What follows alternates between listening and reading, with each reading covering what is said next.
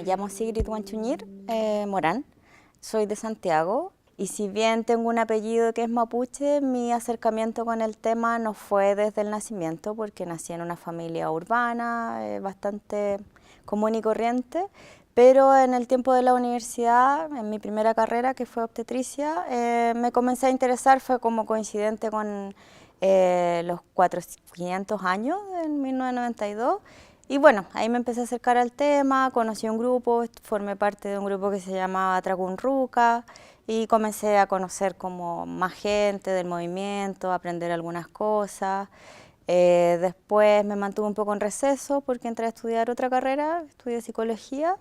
y ahí me tocó también participar de algunos grupos, pero de forma más tranquila, diría yo. Y posteriormente hice estudios de posgrado en el extranjero y ahí también generé una buena red con otros estudiantes que también eran mapuche y de alguna manera también me acerqué bastante al tema desde mis estudios que tenían que ver con políticas públicas. Mi papá es del sur, él es de un sector que se llama Maquehue, en la 9ª región, y si bien él nació en comunidad y tiene, qué sé yo, la típica historia en comunidad, con una familia grande, con hartos hermanos, con papás que eran hablantes, mi papá también era hablante en algún minuto, pero ya no habla. Él se vino a Santiago bastante joven, como yo creo que adolescente, como a los 15 años se me ocurre a mí, que fue siguiendo la historia de sus hermanos y una historia bastante común en la gente de su edad, que emigraron más o menos en los años 50 a Santiago, la mayoría en búsqueda de mejores oportunidades, y llegaron acá básicamente a trabajar. En ese sentido es bastante común su historia con todos los mapuches que vinieron como en una diáspora en esos años a habitar Santiago y se instalaron en zonas periféricas, ejercieron más o menos los mismos oficios, panadero, garzón, las mujeres en el servicio doméstico. Y mi papá, una vez que se instaló acá en Santiago, si bien siguió conectado con su familia, especialmente en Santiago, perdió un poco el contacto con el sur. Entonces, de alguna manera, nuestra introducción en el tema no pasó por un lazo familiar, sino más bien una búsqueda personal. De hecho, de mi familia yo tengo 4 hermanos. Yo creo que soy como la que tiene más cercanía con el tema. No todos necesariamente nos sentimos de la misma manera. Desde mi trabajo sí me toca interactuar bastante con el mundo indígena porque me desempeño en temas que tienen que ver con evaluación de impacto ambiental y digamos, mi área de trabajo tiene que ver con lo que se llama medio humano en el sistema de evaluación de impacto ambiental y con participación ciudadana, por lo tanto nos toca y me toca bastante participar activamente tanto en procesos de diagnóstico comunitario como en procesos de trabajo con las comunidades en su relación con los proyectos. Específicamente ahora estoy en un proyecto en el norte que es bastante grande, que está recién en su etapa de estudio y que me ha puesto en contacto bastante directo con la realidad del pueblo de Aguita, que es bien interesante. Si bien yo siempre había trabajado o mi acercamiento había sido más con el tema mapuche, desde mi nuevo trabajo, o sea, no es tan nuevo, pero desde esta experiencia de trabajo me he ido acercando bastante a los pueblos del norte, porque es ahí donde más se realizan inversiones de tipo minero, energético, por lo tanto me ha tocado como conocer otras realidades que antes eran para mí por lo menos un poco desconocidas. Es un panorama complejo, sin duda, porque si bien es cierto la minería tiene un rol relevante a nivel nacional en términos de PIB y en términos históricos también, sobre todo en el norte en general, también es cierto que hay una historia hacia atrás bastante compleja de relaciones entre los proyectos y las comunidades, no solo las comunidades indígenas, pero particularmente en los territorios que se ubican las comunidades indígenas. Por lo tanto, aun cuando quizás hoy en día los estándares son distintos y en general las empresas adhieren a estándares más altos donde la comunidad no es solo un otro del territorio, sino que es parte fundamental del territorio, creo que hay una desconfianza instalada bastante grande y bastante difícil de trabajar, porque son muchos años de experiencias poco gratas entre la minería y las comunidades locales, particularmente con las comunidades indígenas que han visto usurpados recursos importantes, que de alguna manera también estos territorios los cuales se encuentran, que ahora son ricos en minerales, en algún momento también fueron territorios de despojo. Entonces hay una historia larga de sufrimiento, de malos entendidos, de malas prácticas que tiene un peso importante hoy en día. Hay un desafío muy grande hacia las empresas y yo creo que también hacia el Estado en términos de generar condiciones que permitan el desarrollo de una minería sustentable y también con una visión de territorio que incorpore a los actores del territorio. No solo una visión de desarrollo desde una región central pensando en un país en el largo plazo, sino que también un desarrollo que tenga que ver con las identidades locales, territoriales específicamente. Y yo creo que ahí se presenta un desafío para los pueblos indígenas en torno a cómo pensar el desarrollo de sus territorios, considerando que estos proyectos van a seguir existiendo, que es una ilusión pensar que se van a ir y el territorio va a volver a una condición prístina ancestral. Creo que esa no es, al menos mi postura, y creo que quizás la postura de otra gente que también está cerca de estas áreas. Es claro que eso no puede ser, pero sí se puede hacer una minería o proyectos energéticos que consideren las dinámicas territoriales específicas, no solo los grandes lineamientos nacionales de desarrollo. Actualmente hay proyectos interesantes, yo creo que recién se están desarrollando algunas experiencias, no sé si van a llegar a buen término, pero sí yo diría que es interesante estudiar los fenómenos que ha generado la minería, por ejemplo, con el pueblo Coya y con el pueblo atacameño. Yo creo que todo el mundo más o menos está enterado de los conflictos que tiene el pueblo atacameño con el tema del litio, y no solo con una empresa, sino en general con las empresas que están en el territorio. Pero de alguna manera y con algunas empresas mineras ha logrado generar algún tipo de vínculo que yo creo que está poniéndose a prueba y está también generando recién unos primeros resultados. No sé hacia dónde va a ir, no sé si es el modelo que va a funcionar necesariamente, pero yo creo que al menos uno podría rescatar de los distintos proyectos que ahora se está entendiendo que los pueblos indígenas y las comunidades no pueden tener voz solamente en aspectos informativos, sino que también tienen que tener voz en términos de diseño y de las estrategias que los proyectos quieren desarrollar en sus territorios. Hasta el momento no conozco uno que yo pudiera nombrar como un modelo. Creo que se están construyendo recién distintas formas de relación que tienen sus complejidades, tienen sus desafíos.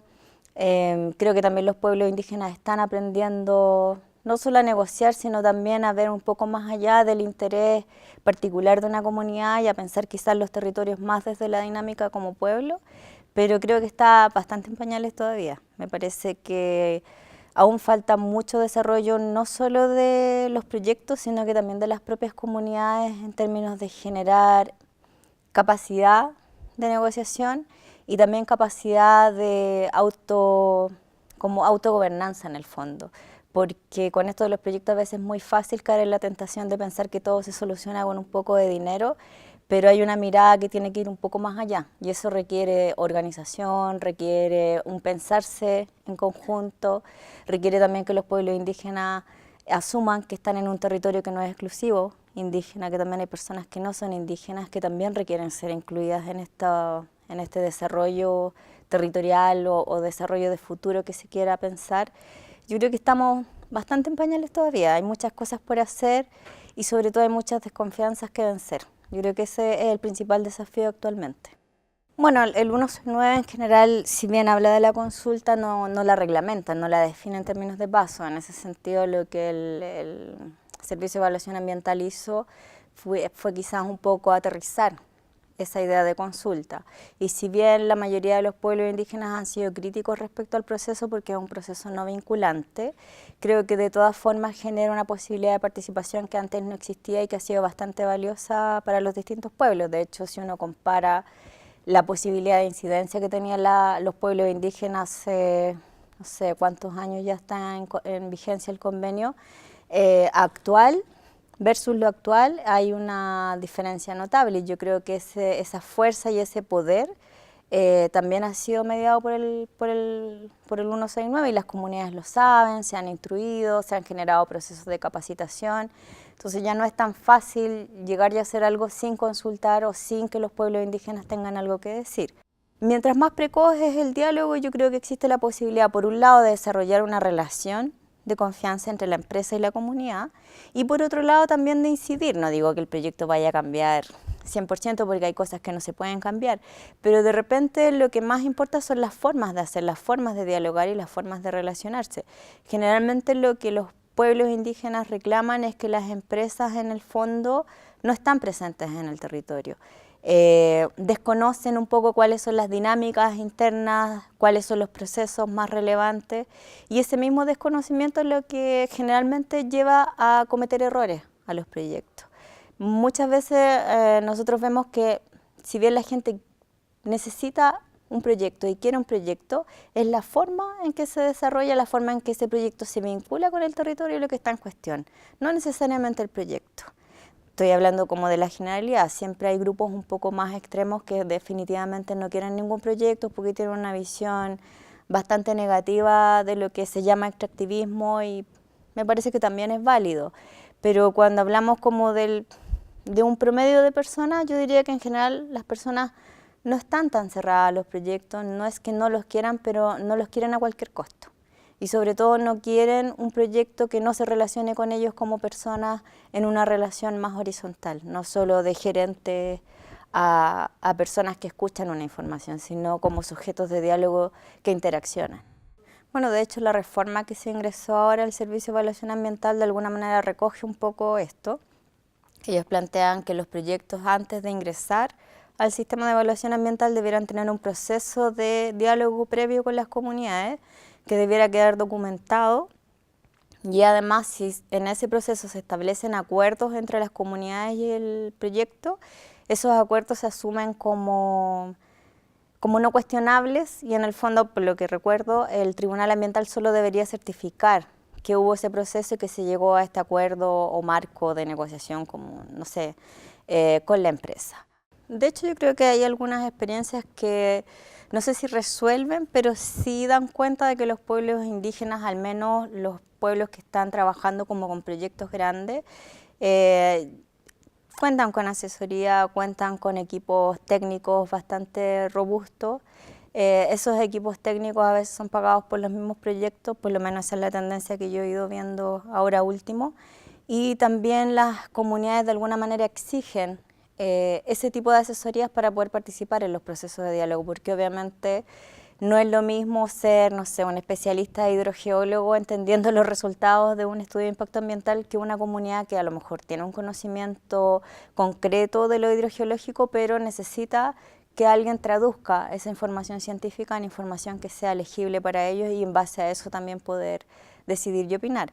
No todas las comunidades cuentan con esos equipos, obviamente, pero